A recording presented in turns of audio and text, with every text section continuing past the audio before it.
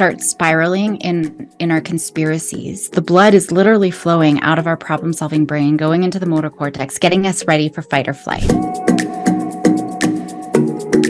Welcome to this week's expert series, and I am welcoming today onto the show Dr. Caroline Buzanko, and she's a psychologist, mother, international speaker, and ADHD superhero, and most importantly, the changer of lives. She works with families, educators, and professionals to optimize resilience, confidence, connection, and long-term success. So she's an expert in the field of anxiety and a sought-out speaker internationally on promoting kids' resilience. So really excited for this conversation today, but thank you so much for joining me today. Well, thanks for having me. I'm excited to be here. Beautiful, beautiful. Okay, so when we spoke a few weeks back, we were talking about the movie Inside Out. And that is one of my favorites. We've actually just introduced our son Kylo to it. Just start him young, right? Yep, And yep. because I love the message behind it. So I would love to hear your take on these unhelpful and also helpful committee members that are going on inside of our minds. And let's start there. Let's see where it takes us. Yeah. So I always tell people, and I work with, kids, teens, adults, right? And it's all about the stories that we tell ourselves, right? And so I like to think about it as these committee members. And I love the analogy of Inside Out just because, and especially kids can relate, but we can relate to that as well. Our brains are built to be anxious and depressed. That's just how they are. If we look at when we were cavemen, back, Croods is another great Disney movie, right? It's always on the lookout for protecting ourselves, right? It wants us to be at home with the covers up over our head so that we're safe. We're not going to get eaten.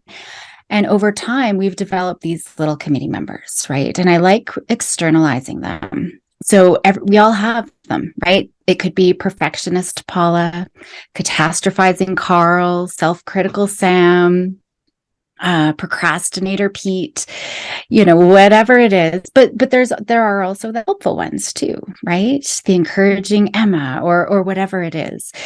It's being able to understand what's going on and actually recognize them for who they are, right? Because they're kind of like these little cult members who just want to suck us into their conspiracy theory, whatever it is, that you're not good enough, right? There's a million other people doing this thing that you want to do. Why would you be any different? The inadequate Ian. There's just so many different ones, and they want to spin their stories. And it's really easy for us to get caught up into it because like I said, our brains are built to believe those stories. So it's important that I would literally sit down and write all of those conspiracies and who are the conspirators who are creating these stories so that we can start identifying, who they are. And we start believing them. And even not things about inadequacy, it could be, I don't have enough time. We've got these shared delusions of things, right? I don't have enough time. I don't have enough energy. I'm just tired. We get kind of pulled into all of those traps. I've actually never considered figuring out who is at my table and which voice is stronger. Right. That's really interesting. Yeah. And it can depend too, even on, one day to the next. If you didn't get a good sleep, you are going to be way more prone to probably multiple, little conspirators. So it's really important to listen to those messages because they are important. Our brain was built to protect us after all. And so I think that there can be value, but it's a matter of how we're responding to them. We can't get rid of them. And I think that's important. We do so much in our life to try to get rid of them, to eliminate our stress, to eliminate our doubt, to eliminate our unhappiness. But we have to have it all. And the more, it's a multi-billion-dollar industry, self-help and this pursuit of happiness. And our brains aren't built that way. We're actually, the more we push for happiness, the more depressed we're getting. And it's because we're approaching it the wrong way. So it's not trying to eliminate, and we do these things usually through consumption. And it's through consumption that we're making ourselves more miserable. So binging on Netflix, having a bottle of wine at the end of the day to relax, doing all of these things. It's fine if it's in the context, of socializing, right? Or, I'm having a bottle of wine, but I'm enjoying it with friends and family or whatever. But if you're doing it to try to eliminate those feelings and those conspiracies, it's never going to work, because we've got this ironic processing. As soon as I say, don't think of a white bear, whatever you do, don't think of a white bear, that's the first thing that's going to pop in your head. Right. And so it's being able to balance the good, the bad, the ugly, and recognize it all. And then look at, what is the message here?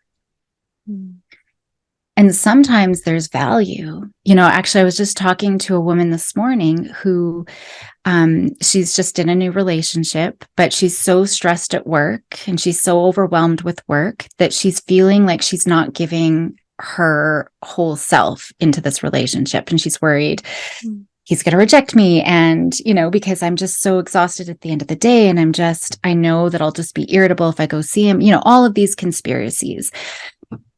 And so I was at first looking at, what's the value in that story, right? And the value is,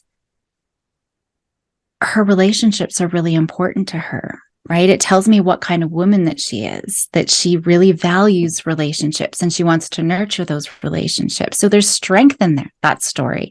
So even that alone was just like, aha, right? So now I can see this committee member is actually helpful. Why would I want to push it away? Because it's trying to help me. It's just how far along we're going to get sucked into their story, right? So it's being able to acknowledge, okay, rejection, Rick, thank you for supporting me, trying to help me really nurture this relationship. And now I got to put my problem solving brain on, right? And that's really where we got to get to. So if we can acknowledge who our committee member is, then we can do something about it. Yeah, that's really powerful. Now, you said they shift and they change on a day-to-day basis, but I'm curious, like, how can over time you work to make the good ones better, or stop listening so much and letting that story take you as far with the ones that are helpful, but maybe not in terms of this example, like the relationship building? Right. So I think the biggest thing, I like to think of my more helpful sort of community member. It's my prefrontal cortex. That's my problem solving thinking brain. So I'll just backstep one quick sec. When we start spiraling in our conspiracies, the blood is literally flowing out of our problem solving brain, going into the motor cortex, getting us ready for fight or flight, right? Or self-doubt and everything else that's going on. So the key is to get our prefrontal cortex back online, because the Wi-Fi is gone, right? So we need to get that back. And when the Wi-Fi is off, there's no rational thinking. It's really hard. And it's really hard if somebody else is just saying, calm down. You are awesome. Don't worry about it. It's not a big deal. It doesn't help, right? It's because we're literally immune to any helpful thinking. So we got to get that prefrontal cortex back online. Really, that's the helpful piece. And so there's a few things. First is awareness, always, and being able to identify, my tricksters or my committee members who are trying to spin this conspiracy. I know what you're doing. And we want to get curious. That's sort of the key piece here. Instead of getting filled with negativity, we want to get curious. What's going on here? And even going, there's vibrations in the throat, which is already sending feedback to our nervous system. The only hack we really have is to shake. If you've ever had a really close call, like with an accident, afterwards, you're probably shaking. That's your nervous system's way of sort of calming down. So doing something physical can be helpful. But otherwise, literally, it's dropping into the body. And, with people who are aware of their feelings and have that sort of emotional literacy, I would actually say, how are you feeling right now? And I'd give them a emotion wheel, right? So frustrated, I can't even think right now. That's why you need to have the word wheel, because we can only think of anger and frustration and sadness, right? But maybe I'm content. Okay, where do you feel that contentment in your body? and dropping in proactively, not when you're upset. I think we try these strategies when we're upset and it doesn't work. I am calm, I am breathing, right? And we really aren't. So it's practicing it regularly. Maybe every time you wake up, the minute you get out of bed and your feet touch the ground, you're just feeling your feet on the ground. How am I feeling? If that's too hard, maybe it's just literally feeling your feet on the ground, right? And just feeling yourself grounded. When we're in our body, it's not trying to relax. It's just feeling our body. It's being mindful. It's being present. Because when we're here in our body, we're not here in our head spiraling, right?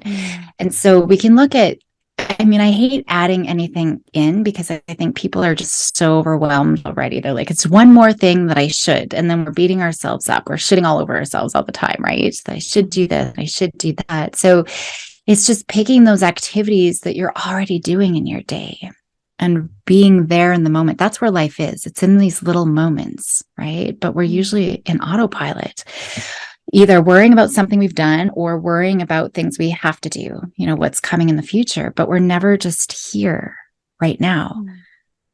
And here right now, there's nothing we have to do, right? It's just a moment of, it can only just take a second, So finding that sort of thing every time I wash my hands, every time I transition from sitting to standing, I'm just going to notice my feet on the floor.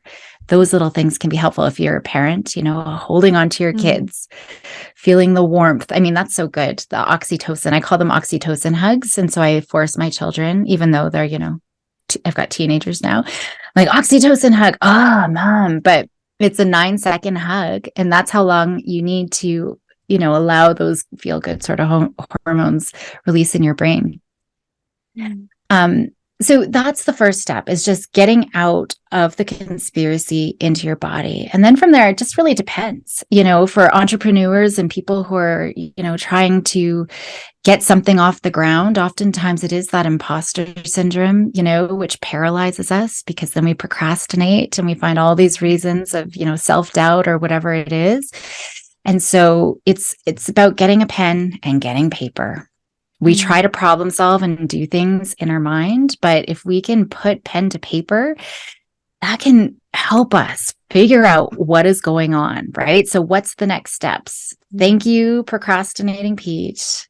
I see that you're really, or perfectionism, they often work together, right?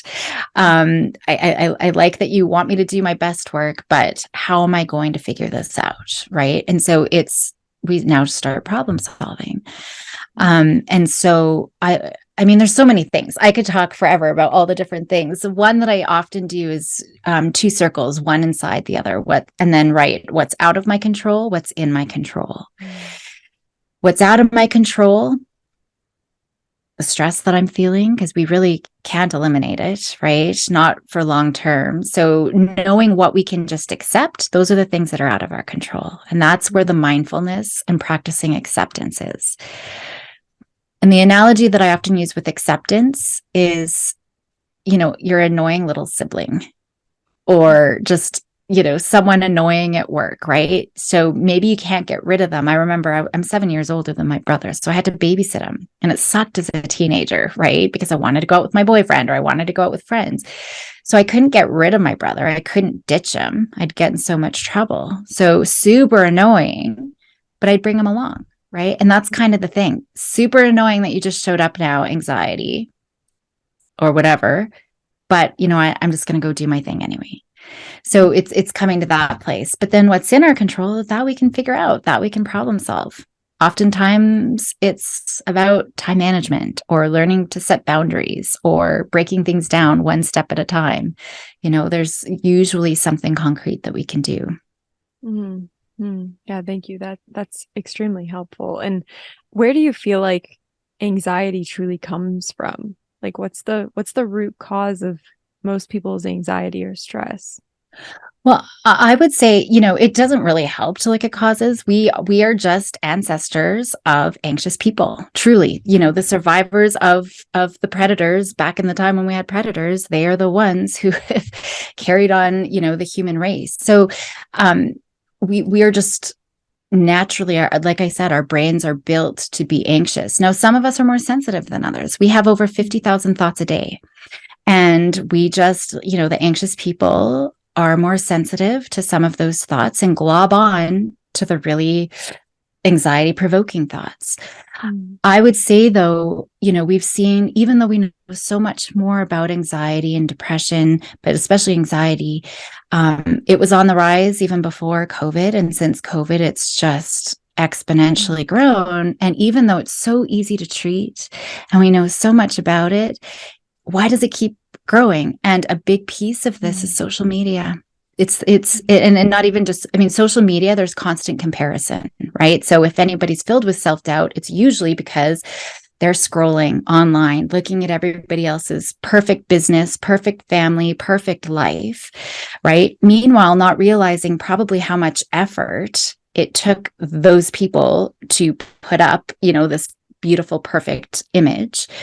And then when we do put up this beautiful, perfect image, people are like, well, I'm an imposter because that's not really my life. If people really knew the real me, they wouldn't like me and give me the likes and follow me, but there's this constant comparison. So that's a problem. And we're wasting our time scrolling. We're not actually doing anything meaningful.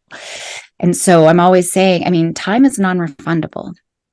And we look really closely at our bank accounts, but we're not looking at our time accounts, right? And if we just knew how much time we were actually, it's usually, one quick email.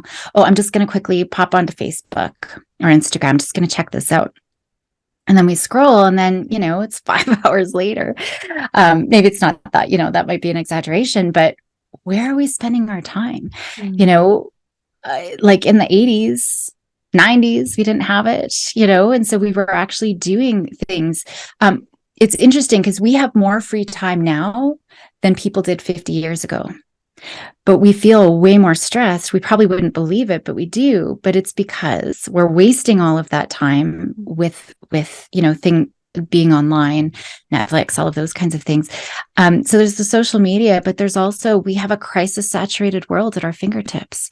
We have instant news. You can just say, hey, Google, what's happening in the world today? And instantaneously, it's all the news knows that our brain is built to be anxious and depressed. So it's just fueling all of that.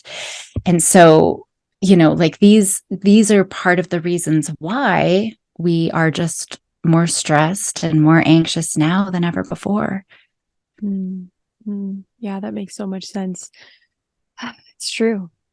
It's true. So many people spend hours and hours and hours a day and then question why their life doesn't feel the way that they wish it would, but not actively being aware of how to change it. Yeah.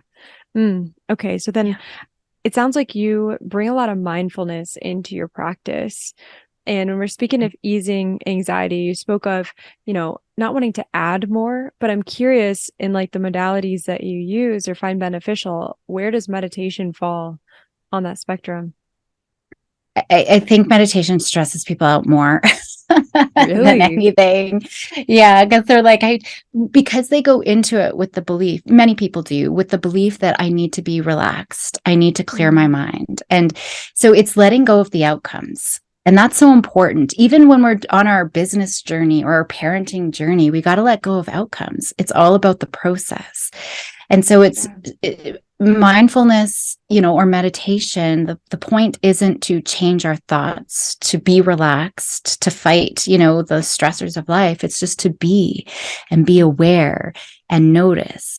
And so I start with, just everyday life mindfulness. But if people certainly, like if we can intentionally set aside some time to meditate, we are actually going to help build that prefrontal cortex. I won't get into the very specifics of the brain, but we can start building our attentional parts of our brain, right? And those rational parts, so that we're not always easily swept. And so we can be sort of more of a third party observer rather than like first person being swept away. Right. And that's really what the mindfulness is, to be able to take a step back and be like, oh, Caroline's having the thought that. And that's actually a nice little hack, is just talking about ourselves in third person. It actually makes a shift in our brain to help us create a little bit of distance.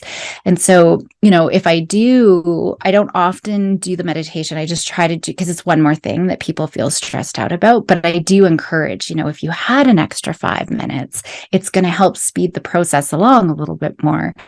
But when we're doing that, being able to just be aware, right? And so I'll do things like I'll have people watch a YouTube video, super boring, of just traffic, right? And they're just labeling car, truck, SUV, red car, green car, right? Just whatever is coming up and just labeling those cars. And then I stop and I say, now you're going to do the same thing with that, whatever is coming up in your mind or in your body, right? And so they've had that experience of being the third party observer of just whatever's driving by. Now I can notice, okay, my chest pressure, future thought, past thought, doorbell, right? Just whatever is coming up for them so that they can practice that. So that's usually, I have them do sort of an active sort of meditation rather than just trying, because I think people do just get into the thought, I need to clear my mind. And that's just never really helpful. That's not the goal. And we don't want to focus on that outcome. So, yeah. Oh, yeah. Yeah, that makes a lot of sense. So on the third party bit, it's being able to almost remove yourself from the situation and have another perspective of what's going on. Yeah. Exactly. Yeah. So we just want to detach because we get so sucked in, right? So sucked in and we can't see anything else. We're completely like tunnel vision based on whatever the stressor or the self-doubt or whatever's going on. And this stuff too, like I encourage, if there are parents, I encourage you, like these are things that we can do with our kids too, right? We can be practice. I've got an amygdala and I've got my committee members. And so, and even things like, when does Yelly McYellerson come out? Right. So there's lots of different times in our life we can practice it and be models for our kids too. Okay, then that brings up a question, because what about in those moments when you're feeling triggered by something? Okay, parents specifically, when you're getting triggered, like I've got a 2-year-old, so asking for a friend, like what do you do in those moments? Is like for me, I don't really suffer from anxiety or stress that much. I would say it's more triggers that will then be like, okay, Jamie, relax. So what do you do in those moments when they just come out? It's still important to be aware if you can. I mean, when you're first starting out, it can be like, oh, okay. Hey, bud, 5 minutes ago when mommy was yelling, this is what was happening. So you can have that retrospectively, and it's okay, like to be able to talk about it retrospectively. But we want to get on offense, right? These committee members are kind of hiding, trying to take over, even in Inside Out, right? They're trying to get sneaky control when joy disappears, right? And so that's kind of what's happening. They don't want us to know. So it's getting on offense, because I bet the same one, like they're predictable. They really are. Sometimes things come out of left field. Life throws us curveballs that we weren't expecting. But most of the time, it's the same story, right? Bedtime. Right. We already have a negative energy. Sometimes it's just the word like chores. Right. Like our brain is already triggered and getting on defense. And so it's sitting down and being like, okay, when do you predict, and I do this with kids, I do this with adults, but when do you predict self-doubt is going to show up? When do you predict Yelly McYellerson is going to show up next, right? And you can say, oh, well, probably 5 o'clock. That's witching hour. I'm trying to make dinner and the kids are going squirrely and, and so then we can change our response. That's all we need to do. It's not getting rid of the frustration, because you're still going to be frustrated. Our kids are always going to push our buttons. People are going to push our buttons. But then we can be like, oh, you showed up at 4:30. You're a little bit early. I wasn't expecting you till 5. Right. So it's just changing our response. When there was a time, with my girls, I was just really stressed. There's a big, for me, it's whenever I'm on my screen, I'm trying to do a report or I'm trying to do something on my computer and my kids come in and I'm very snappy. And so, we would call about, computer Caroline, right? We just want to avoid computer Caroline. But we had a code word, puppy. And so if the kids were getting stressed, I'd be like, okay, puppy. But it was more them using it with me, puppy, mommy, puppy, because they could see that I'm starting to get stressed. And that was actually really helpful. And kids are awesome because they'll be like, mommy, Yelly McYellerson, or whatever, pineapple or banana, whatever the code word is. They're usually pretty good. And for kids, it's always easier to identify it in other people first. It's easier. So then you can be like, oh yeah, okay, now what am I going to do? Something physical is usually the best thing. I'm going to go for a walk. I'm going to walk around the island, or I'm just going to go outside, do 10 jumping jacks. That's the quickest way to our amygdala, is doing something physical. Because you got to think, our brain doesn't know the difference, right? Between being eaten and my kid's stressing me out right now. So it's revving up your body to fight or to run away. So if we do something physical, we're sending that amygdala the message, okay, you're protecting yourself. We can start to calm down now. So that's usually the best thing that we can do. But we want to proactively model that anyways, especially if we're parents, we want to just do that. Even if we're not feeling frustrated, we can just proactively sort of go and do those things, like just make up, okay, I'm feeling a little bit stressed, I'm going to go do that. But that's really it. It's about getting on offense, right? If we're always reacting, then we're always apologizing. Oh, Yelly McYellerson won again. Oh, Yelly, I'm sorry, bud, So we want to get on offense as much as we can. Because in the heat of the moment, really, the only thing to do is nothing.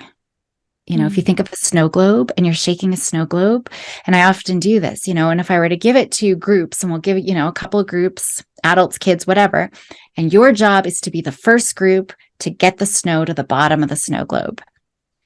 They can do anything they want, but the more they shake it up, it's still going to be going everywhere. The group that's going to win is the one that immediately puts it down and does nothing. And that's what we need to do. Emotions only last for 90 seconds. So if we're spiraling for more than 90 seconds, it's because something's re-triggering it. And it's usually our own committee members, and we're getting sucked in, right? It might be a screaming kid. That's going to re-trigger you until they stop screaming, certainly. But that's something we can think about. It's temporary. So, there's lots of different things. It's being, okay, Yelly McYellerson's coming out. Let's time it. Let's see how long it's going to last today.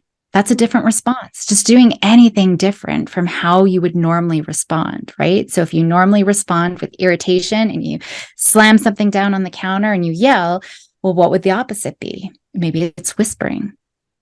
Maybe it's going and giving your kids a hug right away, right? But it's awareness is the first thing. If you're not aware, you're always going to get sucked into the heat of the moment.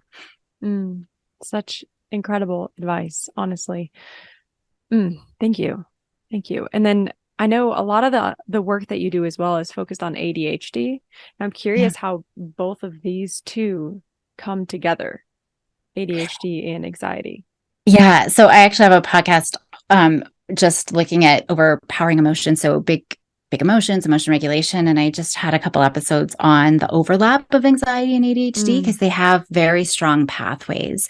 And I'm an ADHDer, and we ADHDers have hyperactive amygdalas already, and we're already sensitive to corrective feedback. So we've got huge stories of imposter syndrome or not good enough, inadequacy.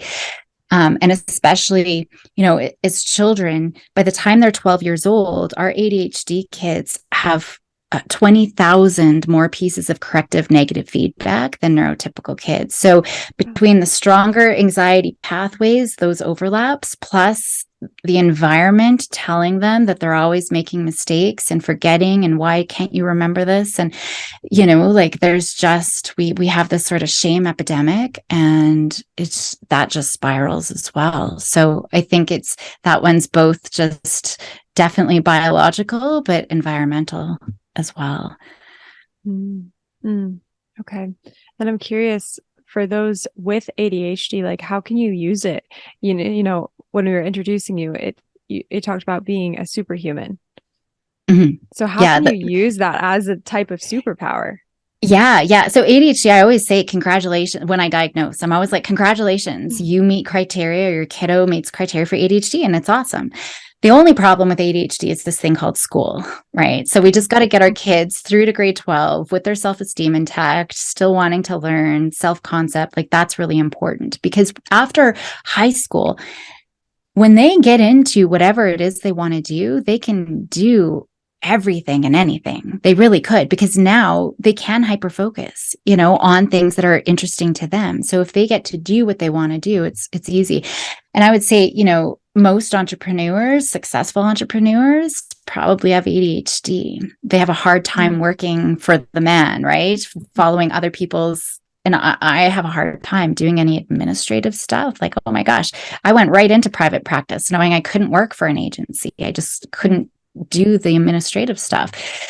So it's being able to sort of understand what those strengths are. Certainly there are skills. Like we have to be way more explicit about time management. I mean, I've got Post-it notes everywhere. That's sort of my working memory, right? So like I can show you, but the listeners won't be able to see that. So, breaking it down. So we have to find our strategies, but we also have to be really proactive when it comes to some of those stories, because it's so easy to get sucked into all of them. And there was something else I was just going to say. See, this is my ADHD. I kind of forget, but it's just being able to know which story, and this is true for everyone, whether they have ADHD or not, is just knowing which story do I want to buy into, right? This conspiracy story that's really a hostage story of like, we're being held hostage. I don't have enough time. I don't have enough money. I'm not good enough, whatever those stories are, right? And things will get better. Then we've got that delusion. With this hostage story, we have this delusion. Things will be better when I lose 20 pounds. Things will get better when I get that promotion, when I make my first 100,000 million, right? But it's this hungry ghost. It's just, we never feel satisfied, right? Because we're always looking for the grass is greener on the other side, when really it's right here. It's right here. And so we can buy into that hostage story, or we can find the more empowering story, right? So I can look at the ADHD, whether it's a kid that we are saying, and I hear it all the time, they're lazy, they're bossy, they're stubborn, they're defiant. Well, I see a great leader. I see someone who persists and has strong opinions, and they'll fight for those opinions. People who they'll defend what they think is right, right?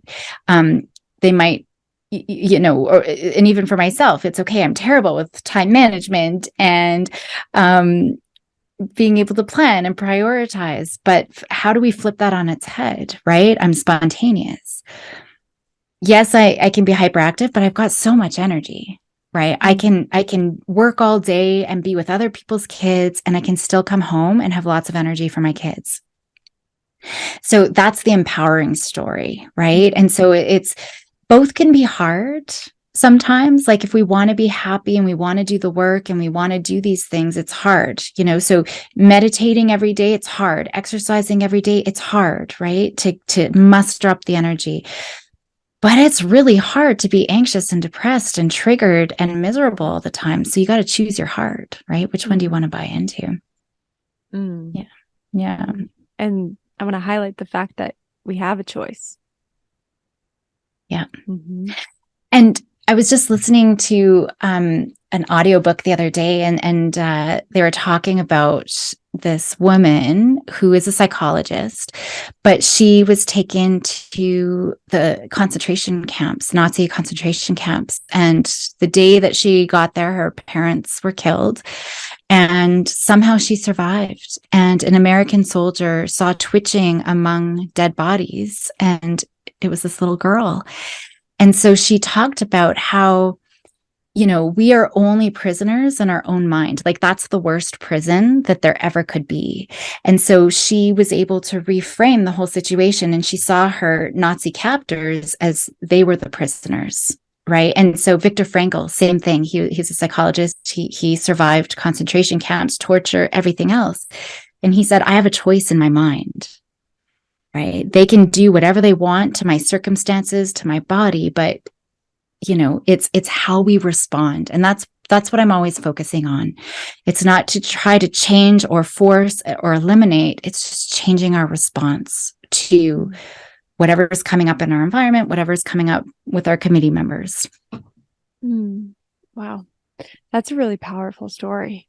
It's a really powerful story. And I'm curious, like along your journey or just, surrounding the topics that we've been speaking of today, like what's a book that you would recommend to one of the listeners who wants to go deeper on these topics?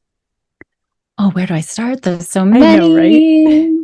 Or a podcast, just any recommendations that you could provide would be great. Yeah. I'll probably pass along more because I know as soon as we're done, I will have a million other ones. I do have a podcast, just on the, it's called Overpowering Emotions, just on emotion regulation, managing anxiety, all of those kinds of things.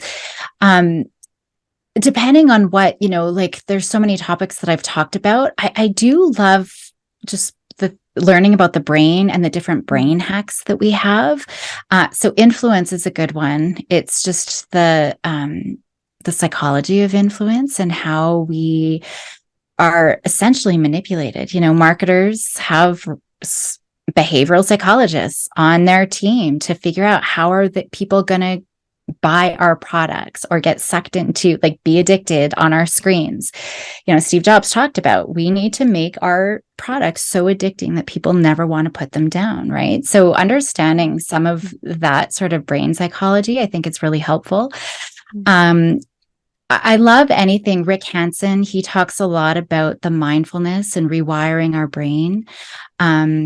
Judd Brewster does a lot he's the one, dropping into the body. And he talks a lot about how our brain, he started with weight loss and addiction and those types of things. And now he's kind of expanded it to the anxiety and how it's just building that awareness and getting curious. Right. So he's got some work too. So those are a few. I can pass along more because I know that there's so many things out there. Yeah.